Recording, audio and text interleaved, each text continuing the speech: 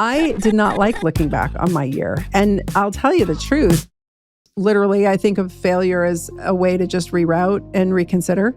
And so it's an opportunity for a win down the road. It's pretty hard to set goals when you don't have them laid out. It's very hard to hit something. Buying the house is a big investment. I've never owned a home. I'm very proud of myself that I'm giving you guys my wins. I'm very proud of myself.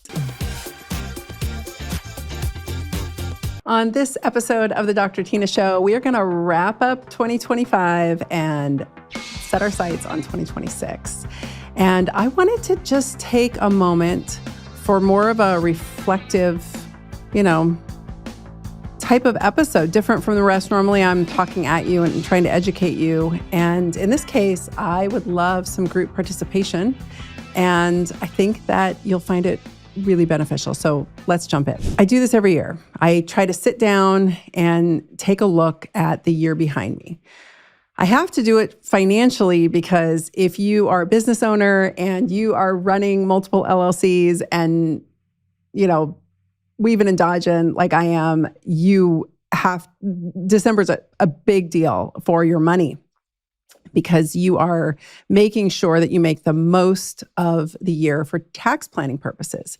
And so I used to be so disorganized with my money, you guys. I am so embarrassed about it. I was so afraid of money. I was truly afraid of it.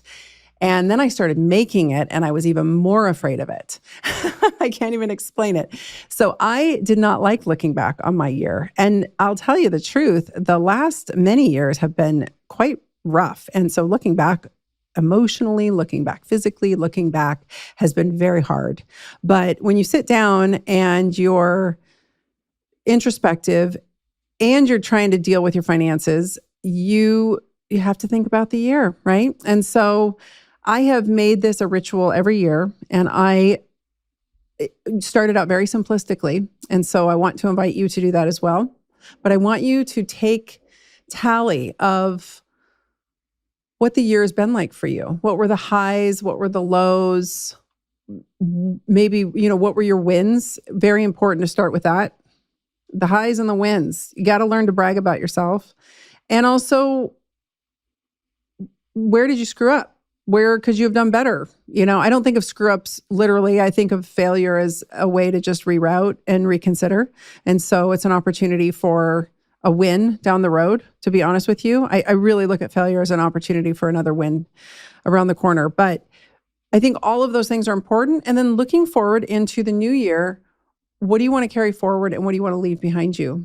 That could be in your business. That could be, career. It could be personal. It could be where you live. It could be your behavior. It could be your habits. It could be all kinds of different things. And so we're just going to kind of walk through this the way that I do. And I hope it's really helpful for you. And I'm also going to tell you why I'm pulling all of my courses down in just a few days. By the time you watch this, all of my courses that are on my website are going away. My big GLP-1 course, my free GLP-1 course, my metabolic revamp toolkit, my strength corner, it's all coming down because I'm going to sit with it and I'm going to decide what I want to be when I grow up and decide what I want to bring back and share with you in 2026. And right now, as that all stands, I've decided it's a bold move. It's an income generator for me for sure. I'm going to take it all down. And I'm going to see what I want to do. And I'm going to talk to you about that a little bit and what that means to me and why it might be helpful for you too to hear about it. So I've written some notes. I was listening to a podcast with Amy Porterfield lately. I love her. If you're listening, Amy Porterfield, I love you. I've been a big fan for a long time. And she mentioned Michael Hyatt and the Best Year Ever book. And I was like, oh, I have some exercises from that. I think I had that book back in Oregon, actually. I was like, okay, let's find my notes. I had notes on that. So I brought those notes into this and kind of ran it all through ChatGPT so it was more organized. And we're going to talk about it because I think this is a really great way to look at how you've been and what you want to do going forward. It's pretty hard to set goals when you don't have them laid out. It's very hard to hit something. I'll give you an example. I like numbers. I was talking to my CPA recently and he was throwing around kind of a vague idea. And I was like, I need a number. Like, I need you to tell me an exact number. I will hit it. I will surpass it if I have a number. If I don't have a number, who knows? So I throw out crazy numbers. I was just talking to my podcast producer a month and a half ago. And I told him a goal I had and the amount of time I had to do it in, and it was lofty. And he just looked at me and kind of laughed, like he knows me well. He knows I can pull miracles out when I need to, when I really need to like put my foot on the gas and go, I can do it. But I was pretty tired after that move. And I was like, no way, man, I got to do this.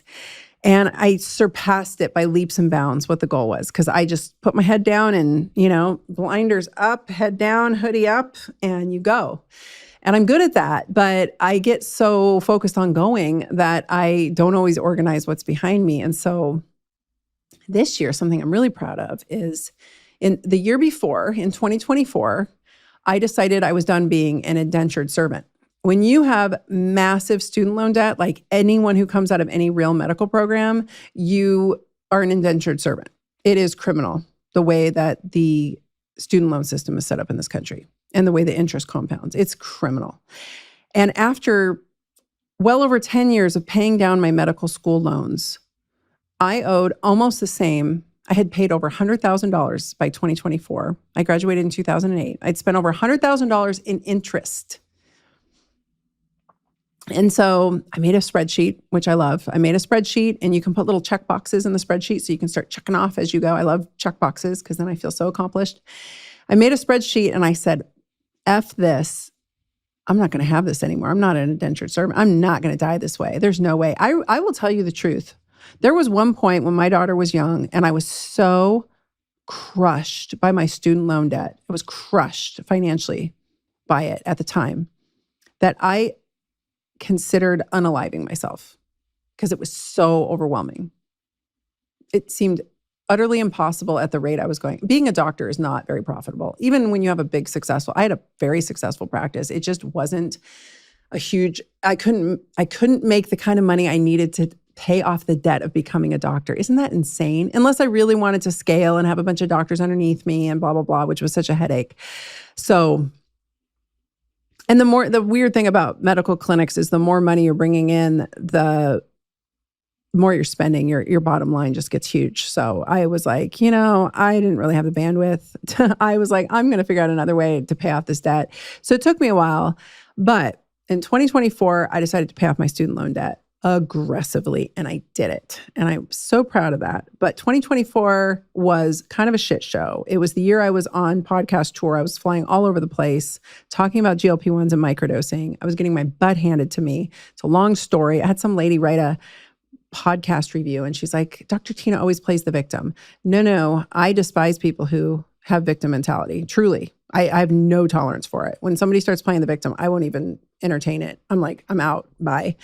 I don't even feel sympathy for it. I have been victimized though by the system, and I'll probably write a book about it someday. But I have pretty severe PTSD because obviously this person didn't know what I went through from 2020 to 2022 when that administration decided to bring down the full power of the censorship industrial complex. And knowingly, we now know they spent well over $1 billion on propaganda to silence all of us. So it was concerted. There's a whole report about it. There was a big congressional thing. You guys can go look. It's very upsetting.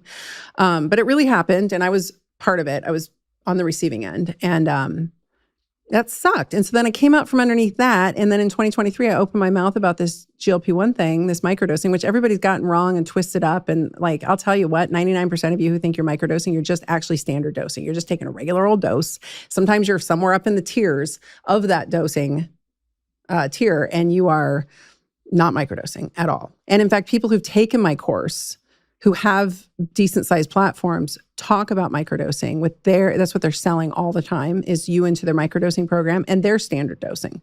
They're not microdosing. So that's false advertising to me, which I think is unethical. And then I hear pharmacists that I really respect, compounding pharmacists, talking about microdosing, and they're talking about standard dosing. That is not microdosing, you guys. They've completely missed it. They missed the boat. Completely missed what I was trying to lay down. It is not a weight loss strategy, and you just take lower doses and call that microdosing. That is not it, but I digress. So, but I was an N of one. I was one person. At least with COVID, there was like a small army of us standing up against the machine. With this, it was me. It was me, one person. And I got hammered, you guys. I just got beat on and beat on. It was like every morning I woke up and it was like damage control, which publication, which media outlet is going to slander me today, which influencer is going to put me on blast, which MD is going to slander me and put me on blast on their social. Like it was just getting dragged through the mud constantly. And I'm sorry, but until you've been on the receiving end of that at like volume and on a large scale, and like you're everywhere you go, people know who you are.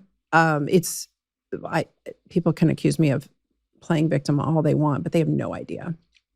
Until you truly, what it was Teddy Roosevelt, like until you've been in the arena, then like shut the F up, because I don't want to hear it. Like unless you've had your ass handed to you and your teeth kicked in repeatedly, you don't know. So 2024 I had written off as like a really rotten year. I was like, I did not like that. That was not a fun experience. I went off this train. And so in 2025, I jumped off. I got off. I was like, I'm not traveling anymore. I'm not going on any more pods. I canceled any and all speaking events. I canceled all invitations to speak on stage at conferences, et cetera. I canceled all the podcasts. I canceled everything. I was just like, I'm going to chill for a while and figure out what I want to do with my life. And then at that time, I was in Oregon, and my health was, this is early 2025. My health was very poor at that time. My stress level was through the roof. I was not happy. When I did this exercise at the end of 2024, or version of, and I think I did a podcast about it, I can honestly say that I came out of 2024 significantly less happy than I went into it. But I did pay off my student loans. In 2020, I'm very proud of that. I feel so much, it's so different to not be just straddled with those. Or saddled, or whatever the term is. And then in 2025, I made an executive decision. I get clear hits from God. People can call me crazy, but I get very clear hits. And I got a very clear hit that if I did not get out of Oregon by winter, that I was not going to make it. Like I wasn't going to be alive at the end of it. Like truly, I don't know what that meant, but I felt this incredible urgency take over me that I had to get out urgently. And so I listened. I was like, okay, I hear you. And in the middle of the summer, I came here and I bought a house. I didn't get to move into the house for months and months and months and months, but I bought a house and I started purging my life. And I took a sabbatical this last year. I took as much as I could. I had to keep the lights on. So I stepped away from as much work as I could. I kept the podcast up. But again, like I said, I canceled everything else. And I did as little as I could. I was on a few pods of like good friends and, different opportunities here and there. But generally speaking, I was doing as little as possible. If you're on my email list, you didn't hear from me much. I let go of most of my team by August. And it was just me and like my daughter and my assistant. And we were like, we're just raw dogging it. And all my colleagues who are also influencers were like, oh my God, you're crazy. Like, what are you going to do for money? What are you going to do? And I will tell you, I'm not an idiot when it comes to business. And I have myself set up well enough that I was fine. Everything was fine. It was the first time in my entire life that I took a break. But it wasn't really a break. It wasn't like hey, let me go travel and have fun. It was literally, hey, now I have to deal with my life, which is at the time 2 storage units, 1 for my clinic, 1 for my life. And because I'd moved around so much. I mean, I've moved like 39 times at this point, 40, I don't know. I tried to tally it all up the other day and I lost count. I had to go through everything. I went through everything in my life and I reorganized it. And I did what's called Swedish death cleaning. And I did a whole podcast about it. I'll put it in the show notes. It was about me purging my life. But it's basically this idea that you can't take it with you. And will it bring the person who you're going to leave it to joy? And for me, what was most important is if I were to perish tomorrow, that my husband and my daughter could easily go through my stuff. And at the time, that was not the case. I wanted to make sure that they could go through my stuff and they could, like, here's a box. It's labeled clearly. It's it's just rinky-dinky memory stuff for me. It's just, it's my emotional baggage in this box, my little rinky-dinky stuff from my childhood or whatever. Nothing of value. Throw it away. Who cares, right? Or this box is important. These are all the documents that you need for whatever. And so I did that. I had to look at every single piece of paper in my life. And you can go listen to that pod. It was very emotional because I lost my mentor. He died of cancer in 2013. And so I had basically put all of his stuff away in a storage unit to come back to another day. And so I had to go through all of that. So it was like a lot. I really hadn't gone through my life in that kind of detail in well over a decade, and it was a lot. So I wasn't having like a super fun time. I pretty much had my hair up in a ponytail on my head. And if you go through the videos or the podcast videos on here on YouTube or wherever you watch the video, you can see at times like my face is really puffy because I had spent days crying, and then I had to, put on some makeup and do a podcast. So because it was just a purge. It was like the ultimate emotional and physical purge. And I highly encourage you to do it because I feel so much better. So student loans are paid off. All my shit is dealt with. Like I had my shit handled. A lot of stress buying the house. Is a big investment. I've never owned a home. I'm very proud of myself that I'm giving you guys my wins. I'm very proud of myself. Very, very proud that I went through all my clinic stuff. That alone was a massive undertaking. All of my mentor stuff, all of my stuff. Very, very proud that I went through all of my stuff, all my childhood stuff, all the stuff I've been carrying around. Got it all super organized. Still probably have more things than I need back in Oregon, but it is organized and I know what's what, and I can point and say, I know it's there, I know it's there. So if I were to sell it or purge it or pitch it or whatever, I at least know what I'm in instead of like boxes of stuff all disorganized.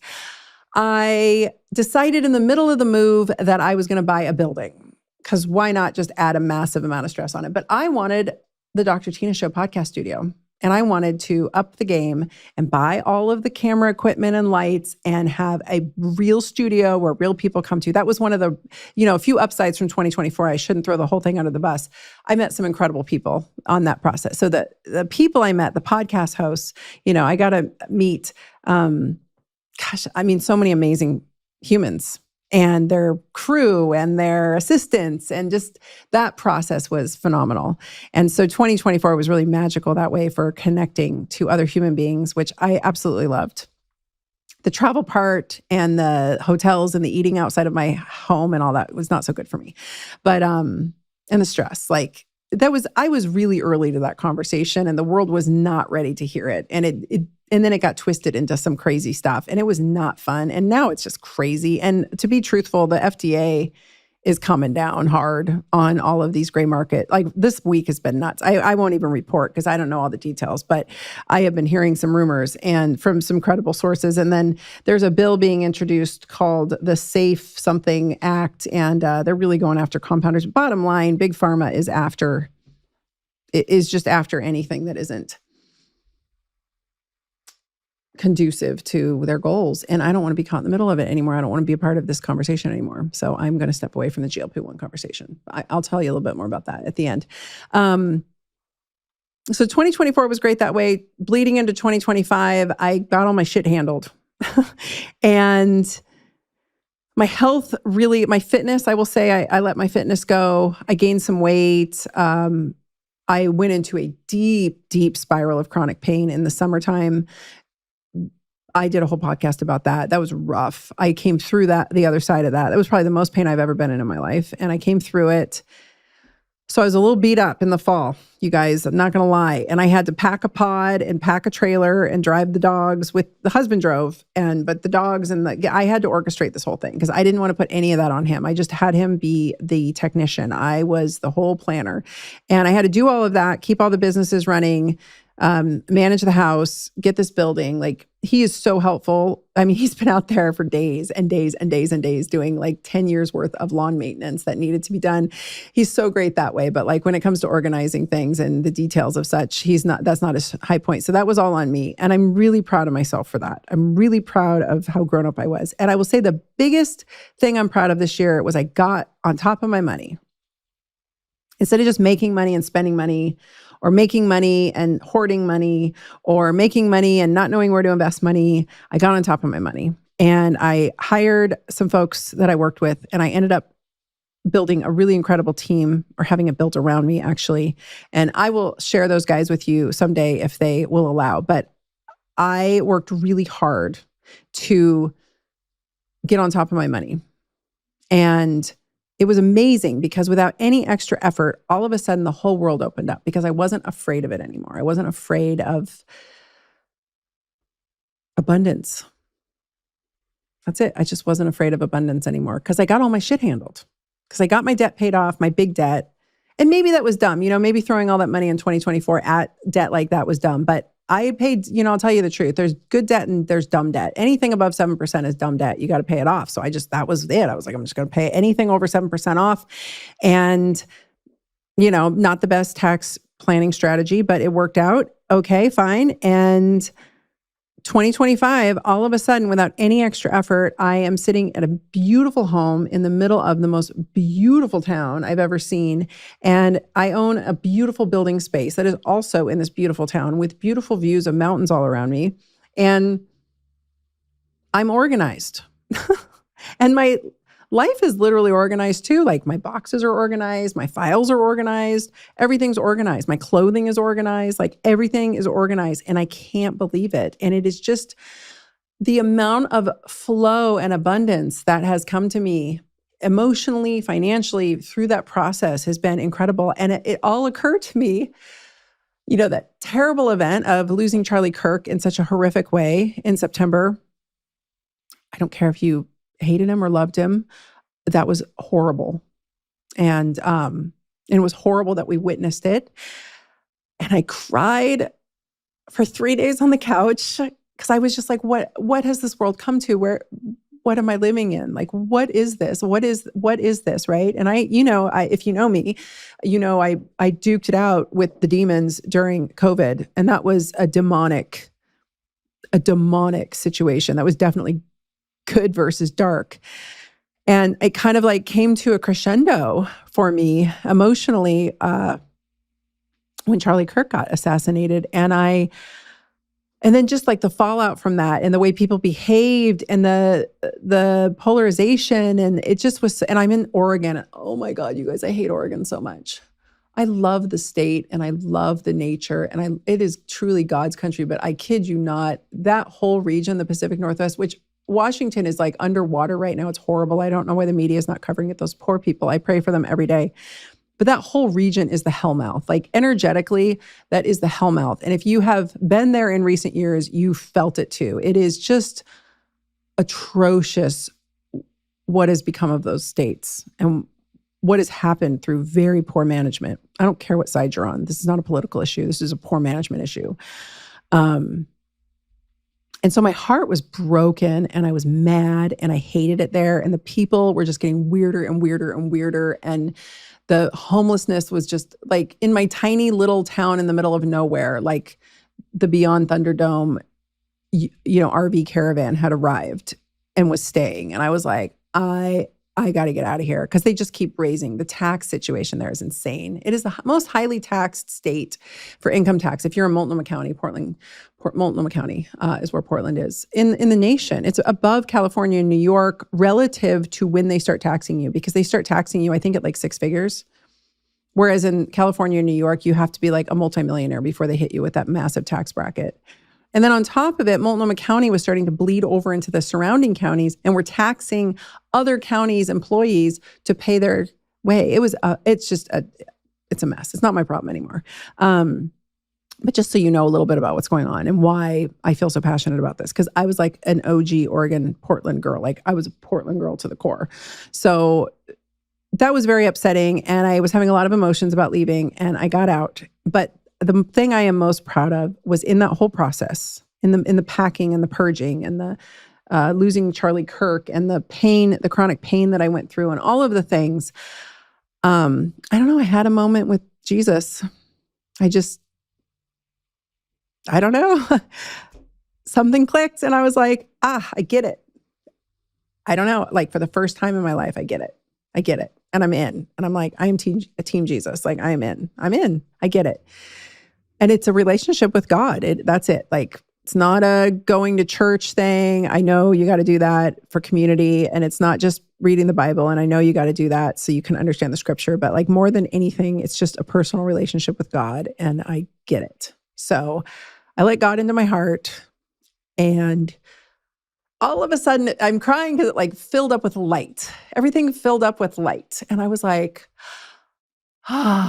I get to go live in the beautiful sun and live in my beautiful house and live my beautiful life. Because up until that point, things had been really hard. I've had a challenging I've had a challenging life. I mean, truly, I'm not saying I'm like, oh, poor me by any means, but I have had just a kind of a relentless, massive amount of stress for a long, long time. And so I choose light, and I choose God, and I choose peace, and I choose abundance, and I choose flow. And that is what I'm going to bring into 2026, because that's all that matters. And so with that, I'm going to close down all my courses. All my courses are going away, and I'm going to sit with that material. I'm going to go through it. It's beautiful material. That GLP-1 Done Right University is beautiful. If you have access to those courses, if you purchase them, you get lifetime access. So don't worry about anything. But if you have not purchased them, your ability to do so will end on December 31st of this month, of this year. So just in a few days of this this episode being published. And I'm going to go through it with a fine-tooth comb, and I'm going to decide what I want to keep and decide what goes, and I'm going to decide what that looks like, or if I even want to put out any courses into the world anymore. I love being a teacher. I have docere tattooed on my wrist. It means doctor as teacher. I love teaching more than anything, but I don't know if courses are it for me. So that GLP-1 Done Right University really at its core is my clinical methodology. It's not about GLP-1s. It is. There's a lot of GLP-1 in there, but it is literally how I approach patient care. And I will not be opening my practice to new patients from the public in any version of this lifetime of reality. So I do take high-end VIP clients that I consult with. I do have patients. I do still have a clinical practice for all the haters who love to say, oh, she doesn't even see patients. Oh man, I've seen a lot of patients in my career, and I was probably busier than 99% of my colleagues as far as patient load went. And I have seen a lot, and I don't love doing patient care. I don't love being open to the public. I don't love having people have access to me, to be honest. I'm a very introverted and private person, and ultimately, I don't love chasing people around, because what 90% of patients do is they make their lack of planning your emergency. So it's a thankless job of chasing around prescriptions and refilling prescriptions because people didn't plan, and then they don't get their labs done, and then I'm liable, and literally I have liability on my head at that point because I don't have up-to-date labs.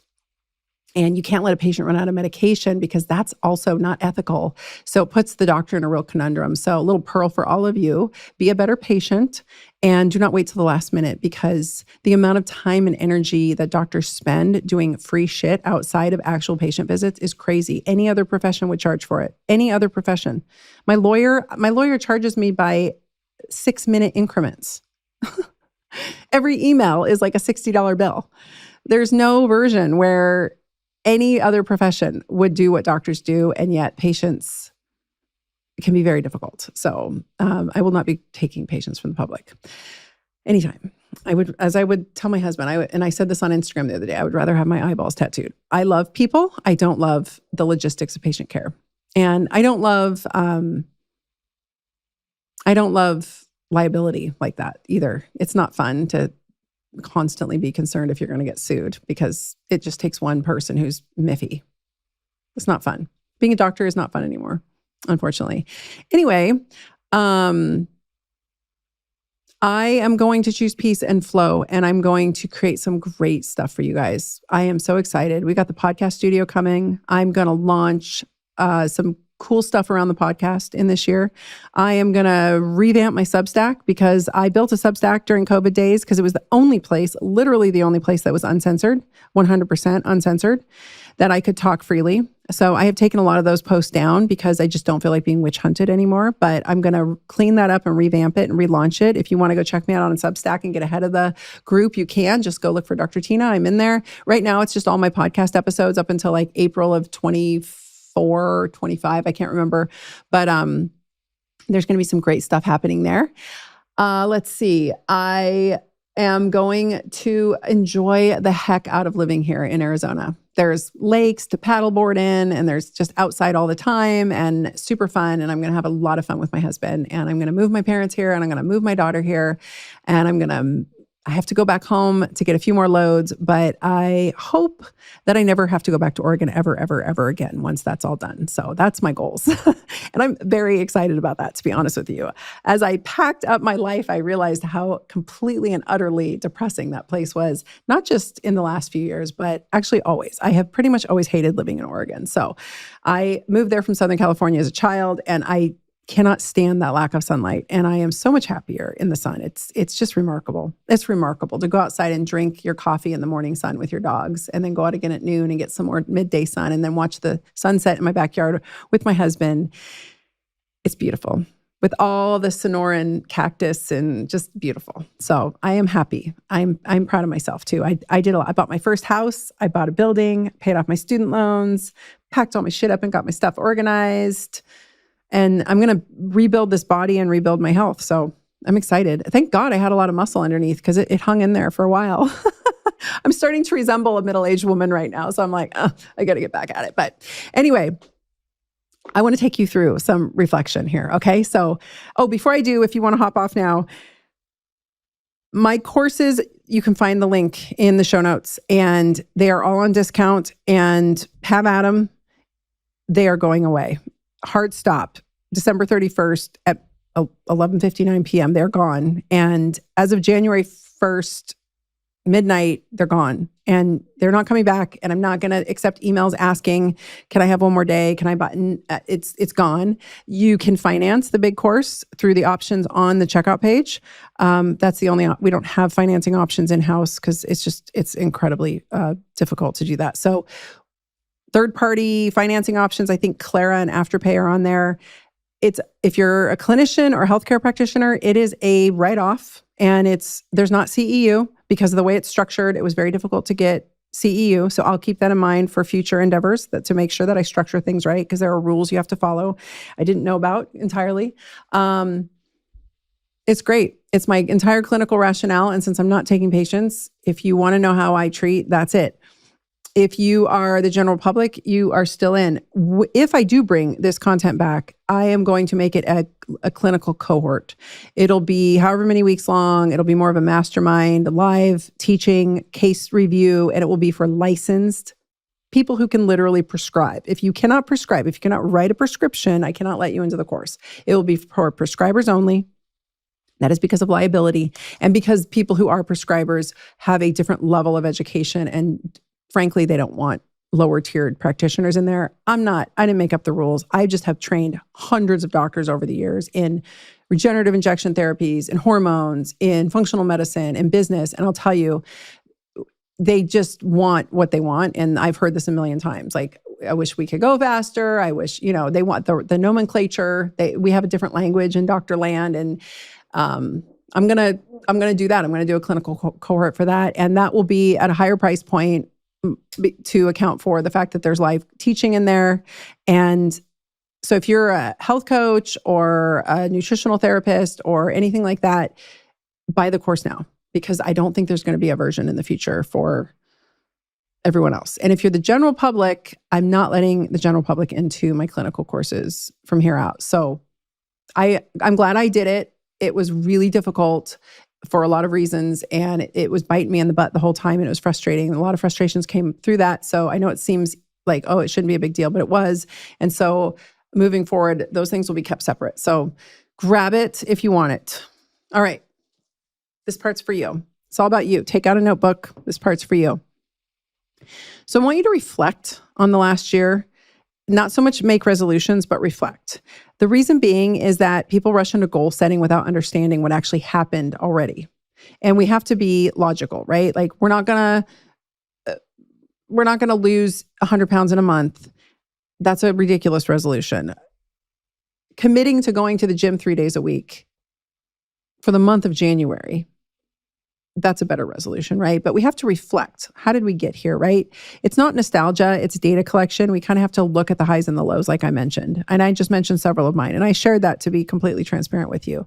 So if you don't tell the truth about the past year, you will unconsciously repeat it, right? And if you don't look back with insight, not self-criticism necessarily, but truly insight, like, where were you the problem, right?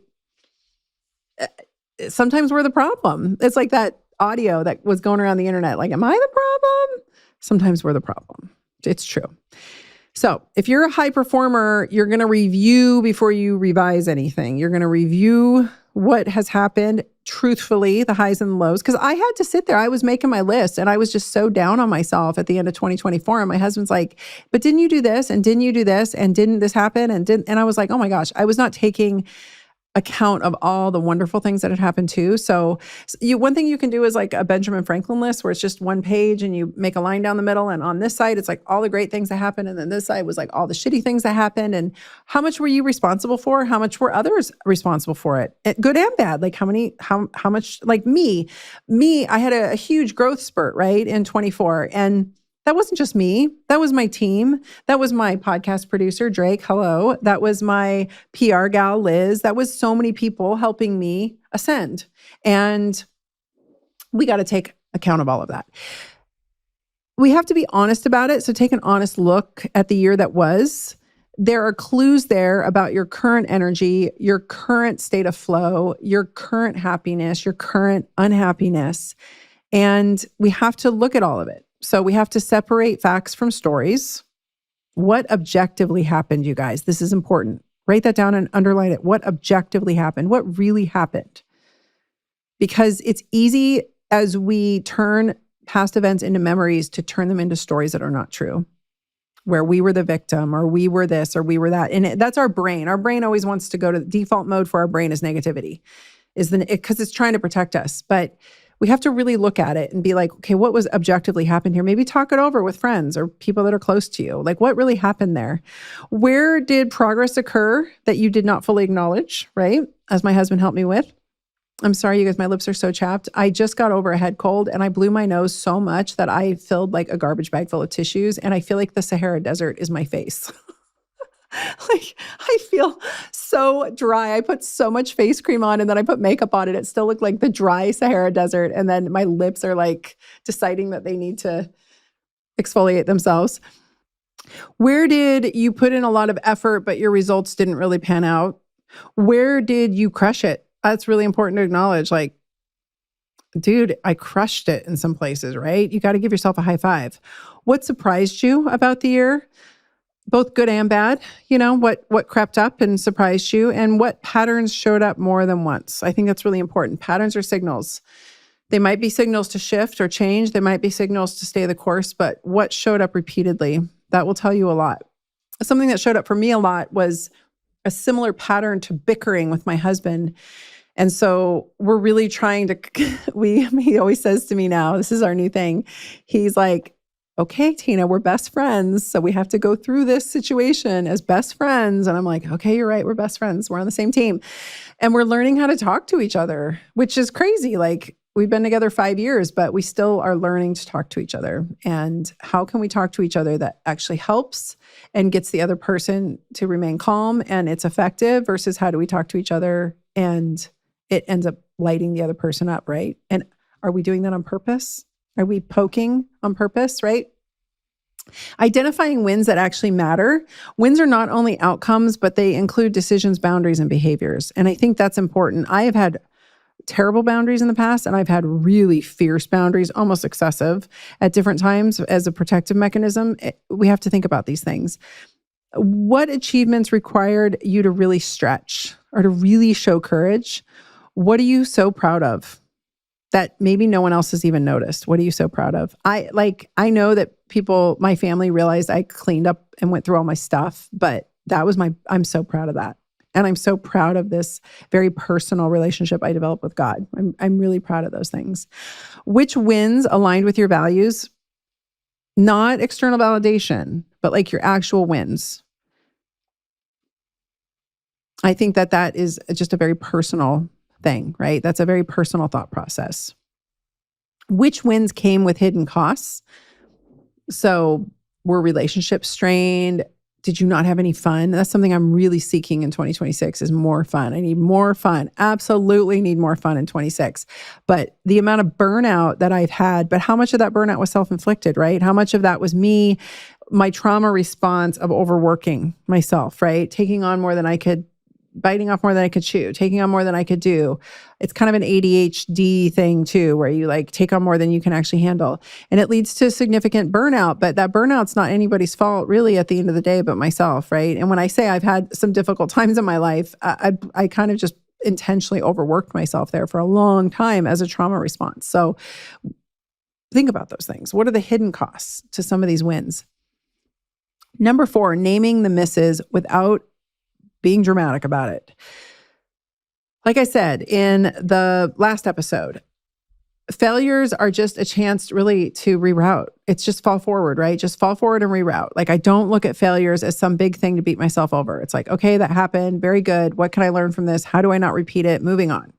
And maybe that's the estrogen leaving my brain and the whole cool thing that happens when, that is the cool part of heading into menopause is like you run out of F's to give.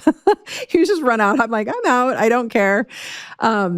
Almost to a fault sometimes. Like sometimes you got to put a little estrogen back in so you can actually be, at least empathic. But you have to realize that failures are just an opportunity to keep trying. And I look at my dog. He's such a terrier. I always said this to my coaching clients, like, I am a terrier. I will get my bone. That is what kind of dog I am. What kind of dog are you, right? Some are golden retrievers, some are German shepherds, but I am Murphy, my dog. We are the same. And I will, well, he's much happier than I am. He's much more sprightly, but I will go after that bone in 8 different ways, even if I bloody my nose. Again, sometimes to a fault, but we have to think about sometimes we're going to miss and you're like, okay, it's just another chance to try a different angle. Very good. So what goals were set but quietly abandoned? I have a few. I have a few on my list. Where did you overestimate your capacity or underestimate the complexity or the amount of work? I had a couple of those this year where I was like, this is so much more work than it's worth even. What habits or commitments worked against your stated priorities? I have a bad habit of sitting around too long in the morning. And because I spent my whole life getting up so early and working so hard at such an early hour that when I got out of my big clinical practice, when I closed down the brick and mortar, I promised myself that I would not do anything or take any meetings until 10 a.m. And then I started pushing that until noon. I've dialed it back, but I have a habit of sort of like letting the morning get a little too leisurely for me. So you miss a lot of great work time if you do that. And then you end up working late in the day and it kind of screws up the whole flow. And then my husband's like, where are you? I want to hang out with you, So then it impacts your relationships. You got to think about these things. And then what are you avoiding addressing that continues to drain your energy? For me, it was living in Oregon, period. I had to get out of there. I had absolutely 100% had to get out of there.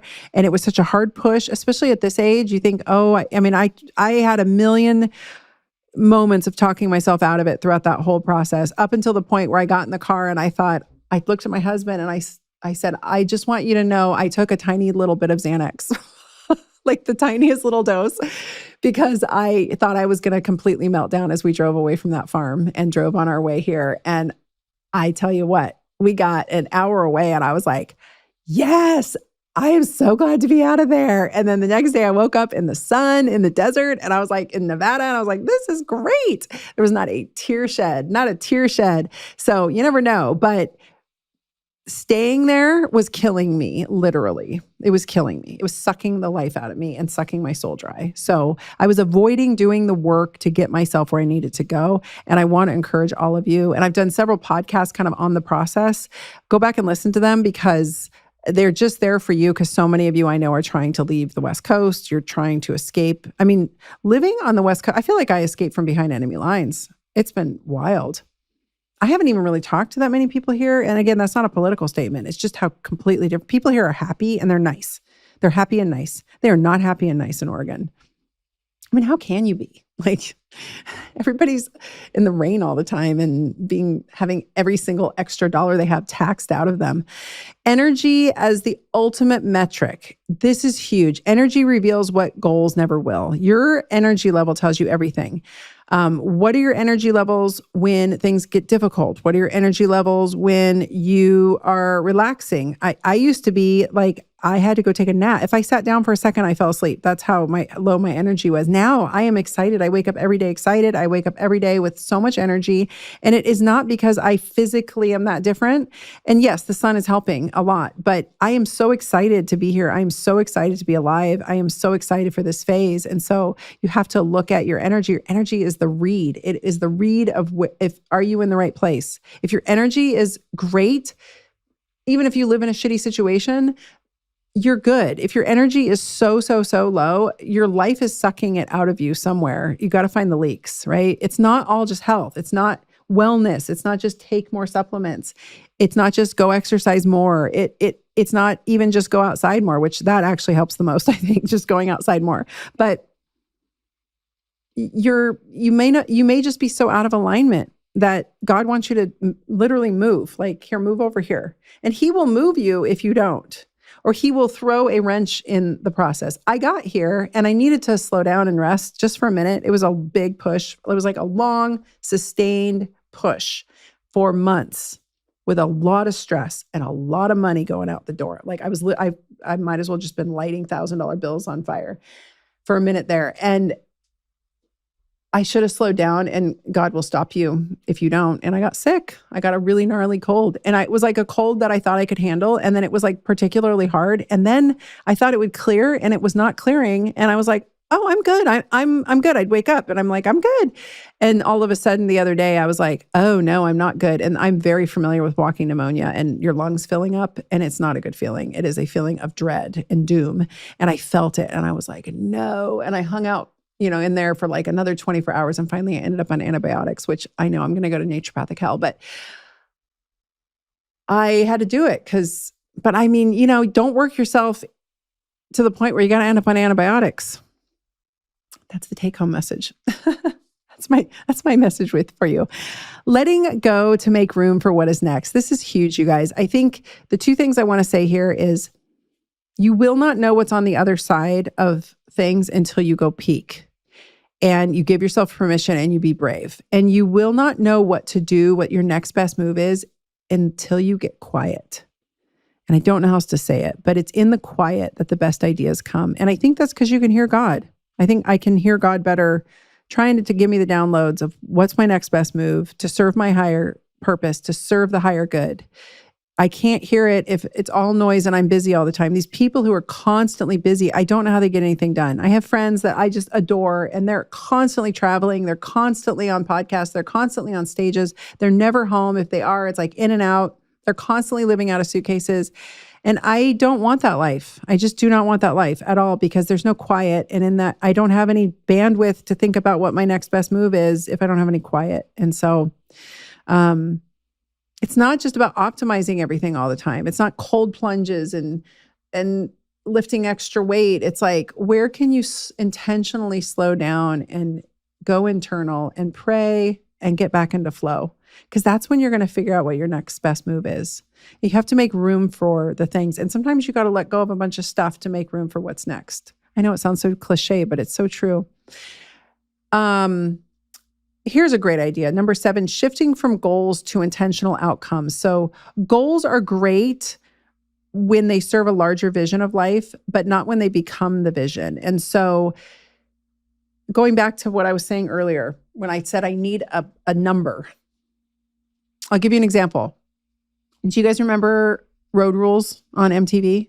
Oh, you guys, I think December 31st, MTV is gone forever of this year. I think this is it. They're taking MTV down forever. Not that they've been playing videos or anything, but like all of it's going away. It's such an end of an era. It's so, I watched some old MTV video, not like just music videos, but the actual, the VJs and stuff. There's a YouTube channel that I watch. You can find it if you look. It was crazy. It was so many memories. But anyway, Road Rules.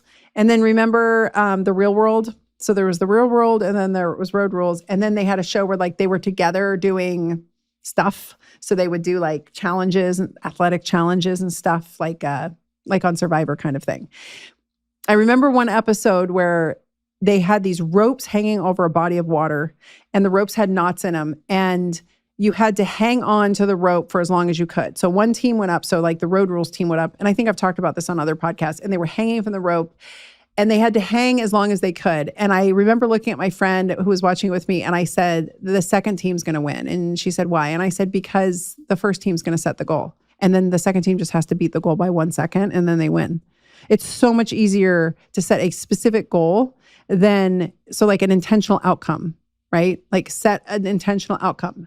I want this to happen by this date, and this is why. The why is important too. I wanted to make X amount of dollars by this date to pay off my student loans. Why? Because I didn't want to be an indentured servant anymore.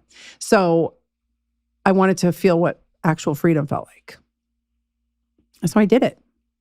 I did it way faster than I planned. I did it, right? That's an intentional outcome versus just a goal of like, I want to get thinner or I want to get fitter.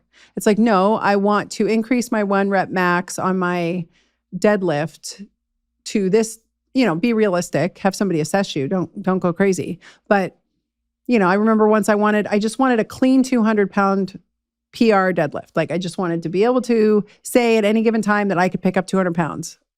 And I got there and we went really slowly and methodically because we were being conscious of my pain. At 200 pounds, it was too much compression on my spine. And I have a part of my mid-spine that is, I found out this year through imaging, it's not great looking.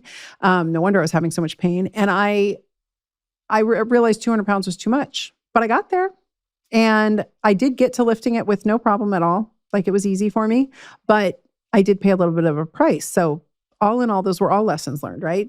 The process of getting there was really slow and methodical, and it was great it teaches you the hard lessons, right? Patience, perseverance, eating for your goals, sleeping for your goals, doing all the things. And then, ultimately I got there and I'm like, I don't really want this. It's not serving me. It makes my back hurt. And no, it's not because I have a bad deadlift. I actually have a segment of my thoracic spine that was a little hot for a minute. Yeah, but like what kind of person do you want to be while pursuing said outcomes too? That matters because going after something at all costs could hinder your relationships or ruin them. I have ruined many a relationship for chasing goals. What kind of person do you want to be? It's not better, it's just different. And if nothing changed externally, would you still have made progress internally? These are all things to ask yourself. And then design a year ahead that is realistic and meaningful. Fewer priorities executed well will trump many priorities executed poorly. So you could get a lot done and have it be kind of shitty, or you could do a few things really strategically and really well. I will say that I got so busy with traveling all the time in 2024 into 2025, the growth that happened, everything felt chaotic. This is a huge reason why I'm taking down all my courses, because I just don't feel like they are reflective of where I'm at now and what I want to teach you. And they're beautiful and they're so helpful and there's so much heart in there. But A, they all were built while I was in Oregon, and I don't want that memory. I just don't want to look back and think about any of that. But B, I have changed as a person. And I want to reflect that in my new work. So instead of trying to like clean those up and just fix them up a little bit, I'm just going to take them down and put something else out in the world in a different way. I don't know, but we get to grow and change, and we get to look at things and realize that I want to nurture fine things more than I want a bunch of things. I recently invested in some linens. I would highly encourage you to go linen shopping right now. It is massive holiday deals because of end of year, and invest in some natural fabrics. So invest in some natural wool or linen. But when you have fine bedding in your bed, it changes your whole life. And it's so much better than having like 10 pairs of crappy sheets from Target. Having 2 or 3 really nice pieces of bedding material that you take care of that are high quality natural fabrics and not plastic, it like completely changes the sleeping game. It's a whole new world. I'm such a bed linen snob. So, that's just an example, but also the things that we do, because progress compounds when goals are aligned with strengths and the season of life you're in. I guess that's what it is. I'm in a different season now. And so what I create, I want to be reflective of that. I basically want everything that I made with short hair gone from my vision. I have a new vision board. And consistency will ultimately outperform intensity every single time. So little bitty steps forward. Maybe, sometimes we're going to take 1 step forward, 2 steps back, but we're going to still keep stepping forward. That's the way to go. So just to kind of reframe everything for 2026 is where I'm at. And I hope that you'll consider this too. We're not going to get, justice for the things that happened in 2020 and 2021 and 2022. We have to let that go, because if we drive with anger, it'll chew up your insides. So we just have to move forward with grace and I just keep waking up every day and going out in the sun with my dogs and asking God, like, how can I serve my best today? Like, how can I serve you? How can I serve, and I mean God, and how can I serve my audience and my followers? Like, how can I serve everybody to the highest level today with the most abundance of and goodness from my heart that I can give? And I don't want to be glommed up in past memories of me. And I don't want to be judgmental on who I am where I'm sitting here now. Like, I could look down and be like, oh my gosh, you've lost so much muscle and you're not as in good of shape and your strength is down and whatever. But like, I sleep decently well. Sometimes menopause gets me, but I sleep decently well. I have a great relationship. I have great dogs. My family's healthy. I have a lot to be grateful for. And so I'm just going to keep it on. And I'm really going to rock out 2026 with the most joy. I'm going to joy max for 2026. That is the big goal. Serve God and joy max. So hopefully you guys will come along and we will have a great year.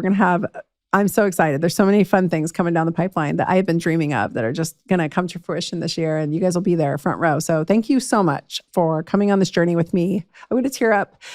It's been a lot. I try to share it with you. I'm really personal, actually. I keep a lot private, but I share a lot with you because I know that the struggles that I'm having are so common for so many women, particularly in middle age, and men too, and just our generation, right? Like Gen X is a very particular group of people. And I think that we are the last generation to know the analog ways, and now being a part of technology, it's just so weird and different. And the world needs us, and it needs us healthy because we are the last of the great advisors. Please heed what I'm saying here. Take good care of yourself this year. Make this the year that you take good care of yourself. Not, I'm going to lose 100 pounds. Not, I'm going to get in really good shape. Just, I'm going to take good care of myself this year. And I'm going to seek joy, and I'm going to seek God, or whatever that means to you. Seek peace, a higher being, something that brings you joy, that makes you feel connected to the rest of the world and other humans. And I'm going to try really hard not to let my brain go into that negative space, because it's easy to default mode there, right? But we don't always have to be positive either. We just need to be realistic.